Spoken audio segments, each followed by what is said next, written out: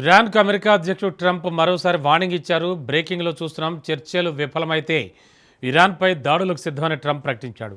అంతర్జాతీయ జల మార్గాలను బ్లాక్ చేయడం తప్ప ఇరాన్ దగ్గర వేరే అస్త్రం లేదన్నారు. హర్ముజ్ జలసంధిని తెరవాలన్నదే తమ ప్రధాన డిమాండ్ అని ట్రంప్ అన్నారు.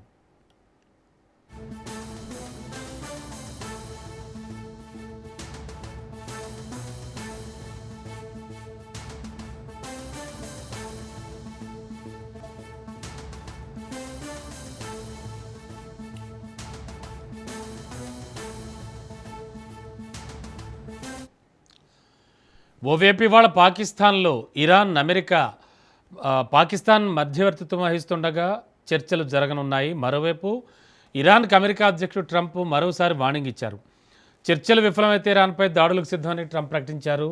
అంతర్జాతీయ జలమార్గాలను బ్లాక్ చేయడం తప్ప ఇరాన్ దగ్గర వేరే అస్త్రం లేదంటున్నారు.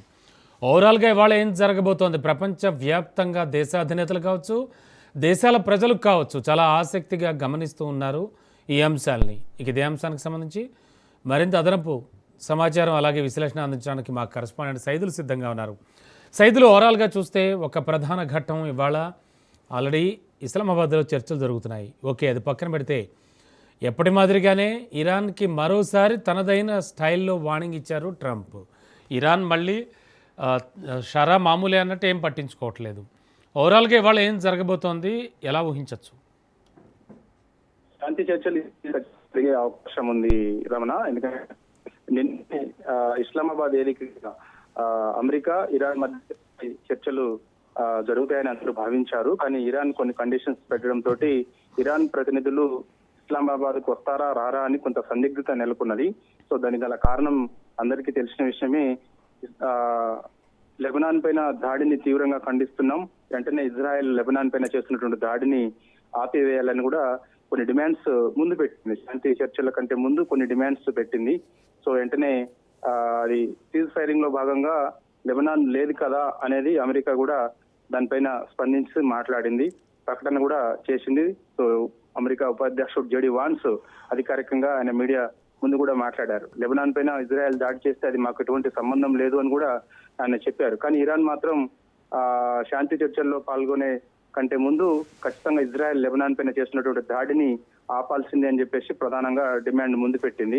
సో ఈ సమయంలో అసలు ఇస్లామాబాద్ వేదికగా జరగబోయేటువంటి అమెరికా ఇరాన్ మధ్య శాంతి చర్చలకు సంబంధించి అసలు జరుగుతుందా లేదా, అసలు ఇరాన్ ప్రతినిధులు ఇస్లామాబాద్ కు వస్తారా లేదా అని కూడా కొంత సందిగ్ధత నెలకొని ఉండే. కానీ రాత్రి ఇరాన్ కి చెందినటువంటి ప్రతినిధులు ఇస్లామాబాద్ చేరుకున్నట్టు కూడా తెలిసింది. కాబట్టి ఈ రోజు శాంతి చర్చలు జరిగే అవకాశం అయితే చాలా కీలకమైనటువంటి సమావేశం జరిగే అవకాశం అయితే కనిపిస్తుంది. ఇప్పటికే అమెరికా ఉపాధ్యక్షుడు జేడీ వాన్స్ ఇస్లామాబాద్ చేరుకున్నట్టుగా కూడా చెప్తున్నారు. కాబట్టి ఈ యొక్క శాంతి చర్చలకు సంబంధించి అనేక డిమాండ్స్, ఇటు అమెరికా కొన్ని డిమాండ్స్ ఇరాన్ ముందు పెట్టే అవకాశం ఉంది, ఇరాన్ అమెరికా ముందు కొన్ని డిమాండ్స్ పెట్టే అవకాశం అయితే ఉంది. ఎటువంటి డిమాండ్స్ పరిష్కారం అవుతాయి ఏంటనేది కూడా అధికారిక ప్రకటన ఉండే అవకాశం అయితే కనిపిస్తుంది. ప్రస్తుతం అయితే మాత్రం మనకి హార్ముజ్ జలసంధి ఖచ్చితంగా ఓపెన్ చేయాలని అమెరికా ప్రధానంగా మొదటి డిమాండ్ పెట్టినట్టు చెప్తున్నారు.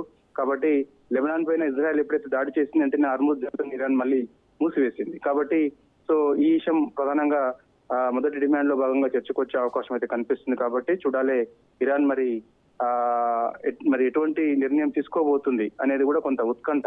కాబట్టి సో మరి కాసేపట్లోనే ఇస్లామాబాద్ వేదికగా అమెరికా ఇరాన్ మధ్య కీలకమైనటువంటి శాంతి చర్చలు జరిగే అవకాశం అయితే కనిపిస్తుంది. కాబట్టి ఇప్పటికే అమెరికా అధ్యక్షుడు ఇరాన్ కు గట్టి వార్నింగ్ ఇచ్చారు. సో ఎట్టి పరిస్థితుల్లో ఈ యొక్క శాంతి చర్చలకు సంబంధించి ఇరాన్ ఏమైనా నేరుగా ఆయన కొన్ని వ్యాఖ్యలే చేశారు. అంటే నాటకాలు ఆడితే ఎట్టి పరిస్థితుల్లో ఊరుకోబోమని కూడా గట్టి వార్నింగ్ ఇచ్చారు. శాంతి చర్చల కంటే ముందు అమెరికా అధ్యక్షుడు డొనాల్డ్ ట్రంప్ ఇరాన్ కు గట్టి హెచ్చరిక జారీ చేశారు.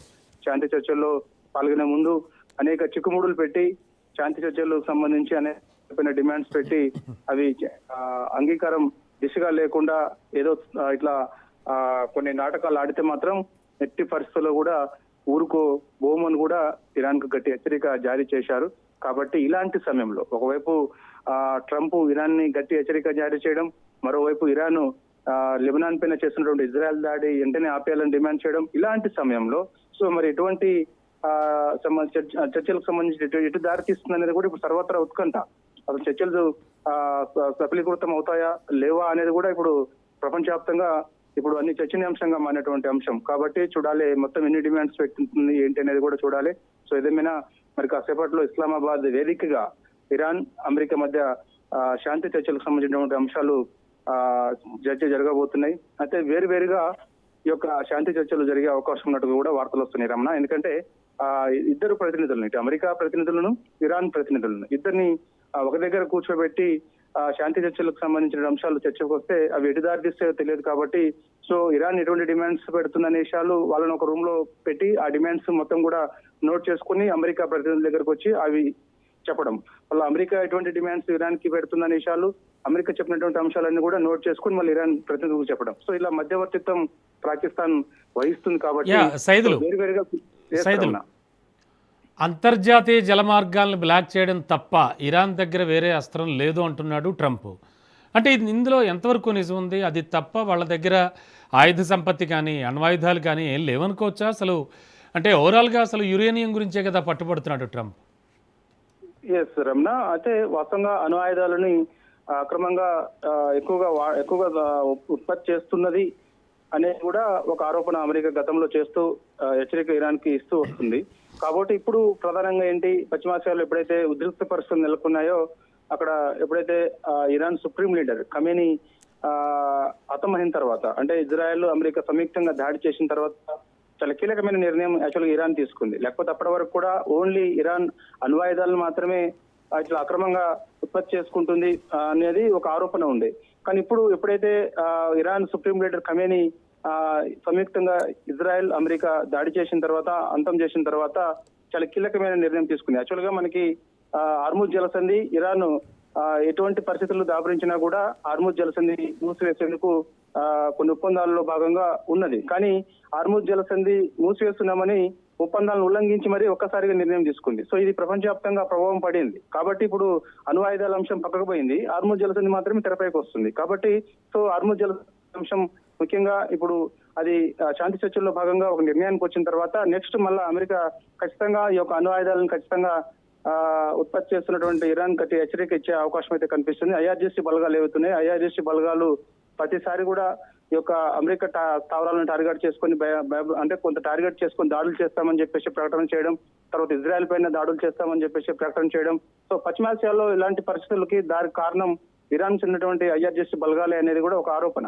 కాబట్టి ఈ ఐఆర్జీసీ బలగాలు ఇరాన్ సుప్రీం లీడర్ ఎలా చెప్తే అలా నడుచుకుంటున్నాయి అనేది కూడా ఆరోపణ. కాబట్టి సో ముందుగా ఈ అంశం క్లారిటీ వచ్చిన తర్వాత, అంటే హార్ముజ్ జలసంధికి సంబంధించి సో ఖచ్చితంగా ఓపెన్ చేసి ఉంచాలి, లేదంటే మాత్రం ప్రతి సందర్భంలో ఒక లింక్ పెట్టి హార్ముజ్ జలసంధిని ఏ టైంలో పడితే ఆ టైంలో మూసివేస్తామంటే మాత్రం ఊరుకునేది లేదనేది కూడా అంశం తెరపైకి వస్తుంది. కాబట్టి సో ఈ అంశం పైన క్లారిటీ వస్తుంది. దీని తర్వాత అణు ఆయుధాలకు సంబంధించిన అంశం పైన ఖచ్చితంగా అమెరికా కూడా కొన్ని అంశాలు ఇరాన్ ముందు డిమాండ్స్ పెట్టి వాటిని కూడా కొంత తగ్గించే ప్రయత్నంలో భాగంగా చేసే అవకాశం అయితే కనిపిస్తుంది.